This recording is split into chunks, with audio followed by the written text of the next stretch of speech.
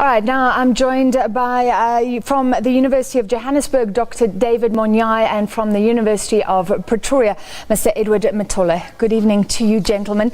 Let's start with you. I mean, this is the day after confirmation, 6 people killed. What does this mean for the new dawn in Zimbabwe? Let's start it there.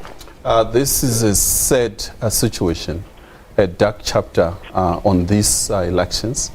It was unexpected, unnecessary loss of lives, and we have to ensure that those who caused this are held accountable, both government and the opposition. But nonetheless, it will not stop the process and the continuous gradual democratization of Zimbabwe with the final release of results, which is part of the problem. I think there has been a delay, unnecessary delay, and you can see the hiccups, whether it's resources or anything. It's something that the observers, as we stand, we have 43 different sets of observers who are there, and we're waiting anxiously for them to release their reports. Some have done so, and are waiting for others, and really follow up in terms of what happened, what went wrong, and what should be avoided in future. Well, Mr. Mitole, we're talking here about the democratization of Zimbabwe. Some were talking earlier today about the increased securitization of Zimbabwe. How do you analyze what happened? The securitization of the country is in tandem with the global trends, because Zimbabwe is not operating in an empty space. It is operating within the international community, within the international governance system. So it's a very sad chapter, especially looking at the background of loss of life, which is unnecessary, as Prof has just said. Nelson Chamisa comes across as a very combative young man, very full of confidence, brimming with the exuberance of youth. He's a prospect and a very promising young man. I think the large majority of the disenfranchised youth pinned their hopes on Nelson Chamisa. And with a parliamentary majority, I think ZANU-PF is guaranteed of a positive outcome in this election. So I would like to say that we saw this coming, because remember that Zimbabwe is ruled by a military junta. And I think Nelson Chamisa was naive. I think his confidence and his arrogance borders on naivety. He's naive because he does not understand that the military junta is the one that put Mnangagwa there. And it is very highly unlikely that a military junta would allow someone coming outside of the ZANU-PF machinery to make it into government. The chances are very slim. So I can say with confidence that this is déjà vu for the body politic. This is very interesting, Dr. Monyai, because earlier, after the coup, the soft coup, we saw scenes of civilians hugging army officials, and it seemed like something had changed. Was that just optics, and fundamentally nothing had changed? Indeed, these were optics. We also have to understand that this wasn't a planned all-out killing of civilians. I think it was out of panic on part of the ZANU-PF government. We should not forget that the current president, Mnangagwa, has been singing the song that Zimbabwe is open for business. And number 2, he called on all the international observers. I think what he needs more than anything else is legitimacy. And unfortunately, with support base, which is very limited within urban areas, which is mainly MDC, I think the military all panicked to a level of unnecessary opening live ammunition. And there's also behind the scenes, if you look at the police and the footage, you can see the difference between the police and the military. It appears that there are dynamics within the state itself. It's not as united as we think. The police was much more softer in terms of handling. There are those who argue that there are some elements of the police are pro-President Robert Mugabe's wife, the so-called G40, and the military, on the other hand, is openly against that move. And therefore, the things happened so fast, and it was unfortunate. I don't think we're going to see continued violence, and I don't think that they will want to see military, the image of military on the streets. So hopefully not. So let's get a view on this.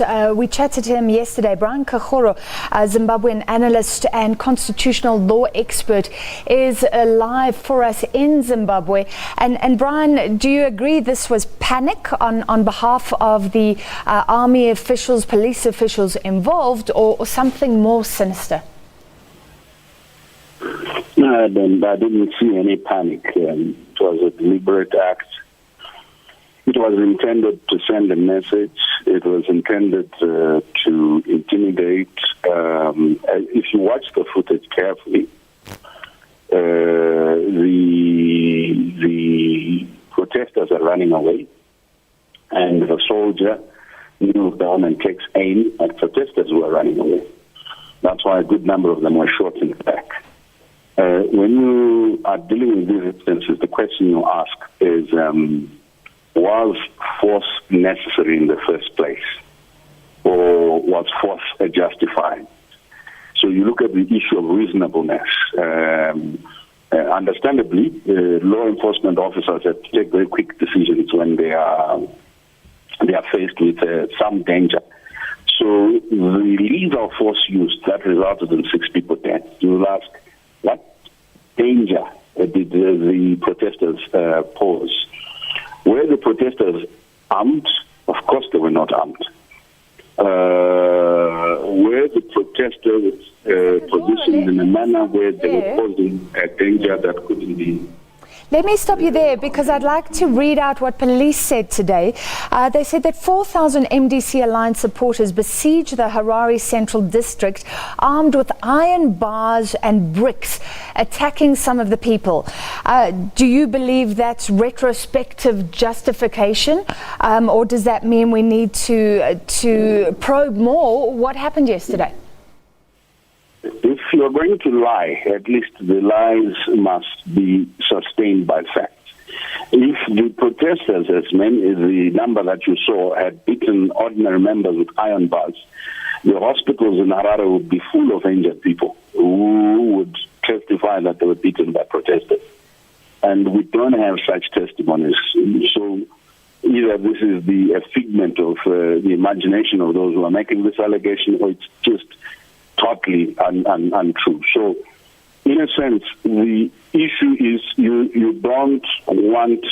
I think that it would be more honorable for the state to accept that unreasonable force was used, and to accept that they have the means. This is not the first riot that Zimbabwe has had. This is not the first riot that the Zimbabwean law enforcement has had to contain. In the past, even under the dark days of Mugabe, we do not have the incident of them deploying the military to deal with the riots. There is riot police in Zimbabwe, and the riot police is always ably, whether it's riots by University of Zimbabwe students or riots by other entities, they've ably contained them.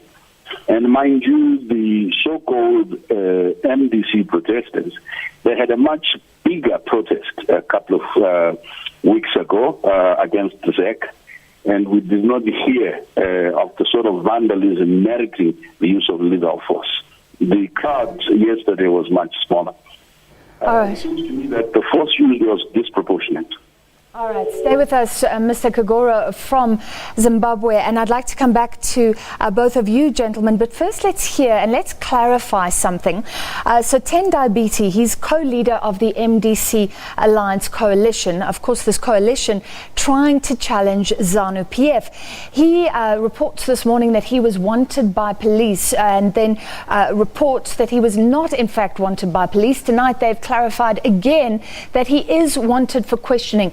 We as the SABC were working with information from Tendai Biti's lawyers himself, and I think we have a bite from him earlier. So let's just hear how that played out earlier and get some analysis.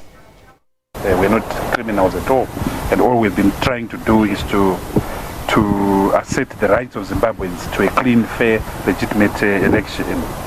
We also want to express our heartfelt condolences to the families that lost their beloved ones in the violence that took place yesterday, that left 3 of our comrades dead. We know the pain of losing loved ones, but that should never have happened. It's against our laws, the deployment of the army on an unarmed civilian population using automatic machine guns. It's just ridiculous, it's just crazy, it's just unacceptable that an army can just go wild and start unleashing violence on an unarmed civilian population. All right, let's look at this decision, Mr. Mitole, of the law enforcement officials to want to interview Tendai Biti. He tweeted saying that the alliance had won. So maybe that's irresponsible. But then to go after opposition leaders today, just your views? It doesn't make sense because this is a very tense time. It's natural that opposition leaders in Zimbabwe would want to threaten and show off and grandstand, because the history of elections in Zimbabwe has always been marred by vote rigging and stored elections. So I think Tendai Biti might be in the on the wrong side of the law, but I don't think the Electoral Commission is justified, or maybe the police is justified in pursuing him, especially at this time, because it would send a wrong message actually to the international community and to SADC. I think they would better allow the ZDC to announce the elections first and see if the opposition is still going to challenge the outcome of the elections. Remember that Emmerson Mnangagwa has already been embraced by the international community. He has already been embraced by SADC. He has already been embraced by the African Union. And he has already been embraced by the IMF and World Bank. So it's reminiscent of Gorbachev era. Mikhail Gorbachev, remember, he was embraced by the international community after he turned his back on the policies of Russia, on the Soviet Union. Mnangagwa has already started implementing Glasnost and Perestroika, 2 policies that contributed to the fall of the Soviet Union. He's a darling of the international community. So I would like to say that these elections, it was deja vu from the word go. It is very unlikely that we are going to see an MDC outcome come 10 o'clock this evening. And is that because you believe that will never be allowed to happen, or that the people would have voted freely for ZANU-PF? It would never be allowed to happen. There is no way that a military... So vote rigging is still alive and well in your mind in Zimbabwe? It is still alive and well in Zimbabwe. In your mind? I think we have to qualify what's happening. Based on the limited number of observer reports, it appears that there is no open, naked cheating that has taken place. There are limited and isolated cases. However, I think the issue is pre the elections. The level field might not have been open for the MDC to campaign in the rural areas. There are quite a number of cases that MDC could put forward following the due process. However, I think they're premature to rush to declare themselves winners and to rely on limited number of people within urban areas without really consulting important stakeholders, including the international community. Yeah. So they lost ground, high moral ground, which they had all along. Well, the MDC would say, you know, they have officials in every voting station, like in South Africa. They can tally up all the votes. But if it turns out that that's not the case and that they were just grandstanding, that would, like you say, impinge on their credibility. Indeed, and they should have waited until such time that the official results are out then gather evidence and speak more with evidence instead of grandstanding and rhetorics. And one other thing, it also speaks to the division within MDC. If you look carefully and listen to what they're saying, there's so much deep division within MDC. It's fragmented. They have lost a number of votes in areas which they had won previous elections, the Matabeleland area, because of fragmentation and division. You have the alliance and then you have the MDC-T, which was unnecessary. They were supposed to unite under one banner. And if you look at all elections on the African continent, especially where dictators were defeated through the ballot box, it was through mainly coalition. We look in Malawi, what happened with the defeat of Kamuzu Banda. You look at Zambia, you look at Senegal, quite a number of cases. And therefore, this time around, MDC was not united. They never had a clear economic policy. And they gave the entire space to President Mnangagwa and ZANU-PF to really present a formidable case for electorals, especially those in the rural areas. Let's get the opinion of Brian Kagoro, again on the line from Zimbabwe. Would you say when the MDC goes out and says we've won this election, by the way, the context is ZANU-PF again saying today that it's won 2/3 of this election. Is that sort of normal politicking given the past in Zimbabwe, or is that, as the police would say, provocative? First, let me correct a misnomer that my colleague has. There were several parties contesting that at the parliamentary and council level would have voted separately, but at the presidential level agreed they would vote for the MDC candidate.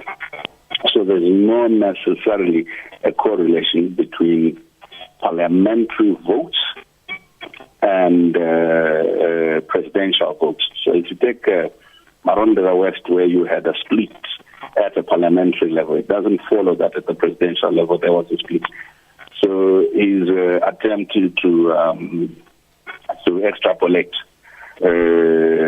figures for the presidency will be proven when the announcement is made not to be accurate. And the trend in the rural areas does not also necessarily follow that, where ZANU-PF got a certain number of votes for the Legislative Assembly, their presidential candidate got the same number of votes. And just as a matter of correction, there was not only MDC polling agents at the polling stations, there were observers from different other organizations. So the idea of waiting for results actually is nonsensical in terms of understanding what that means. After counting at the polling station, the law required that the results be pasted outside the polling station. So to the extent that the polling station had observers or political party agents, the results for each polling station were known. After counting at the constituency level, the results were known at the constituency level. So people knew exactly how many, each presidential candidate got at the constituency level, at the ward level.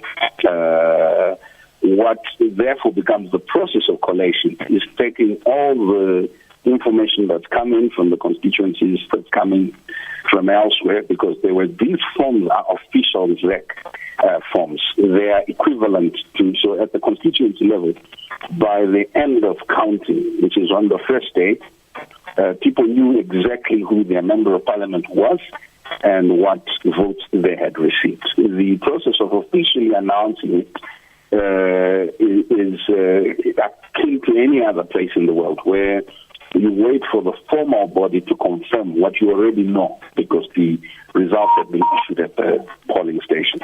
The myth that the rural voter necessarily voted on the platform of policy is one that perhaps we can interrogate for a very long time. The reports that my colleague refers to from the Europeans and from other observer missions suggest what they call soft intimidation. Mr. Kagoro, thank you. I'm going to stop you there, because this is fascinating, problematic if both parties are saying they've won. But I want to give Mr. Mitole a quick chance to respond to that factual area. And I think there are disagreements emerging here. You think the polls may have been more credible. comfortable, you not, and that's normal. But a quick response to that fact. Results from polling stations are usually collated, verified at the polling station, and published right there at the polling station before they are transferred to the center. That's why the MDC is claiming that they already know that their candidate won, because presidential results are known from their agents that they have at each polling station. Those ones transfer or transmit the results to the head office, to the MDC head office. So they should know by now if Nelson Chamisa actually won, because those results are collated from the polling centers. So if the ZDC claims that it should take much longer for them to verify, verification I think shouldn't take more than 3 days, because I think those results are already published. We know the breakdown from each polling center, from each polling station to the ZDC. Okay, so like I say, this is going to be a problem later. ZANU-PF saying it's won 2/3, working with the same information, the MDC saying it's won, but we will follow that live announcement at 10 o'clock tonight. Thank you for your analysis prior to that. And we'll continue to talk Zimbabwe. Very stressful, very tense in Harare. Police confirming that there will be security in place, especially around that announcement time. I was in conversation with Dr. David Monyai from the University of Johannesburg, Mr. Edward Mitole, University of Pretoria, and on the line for us, Brian Kagoro from Zimbabwe, an analyst there and constitutional law expert as well.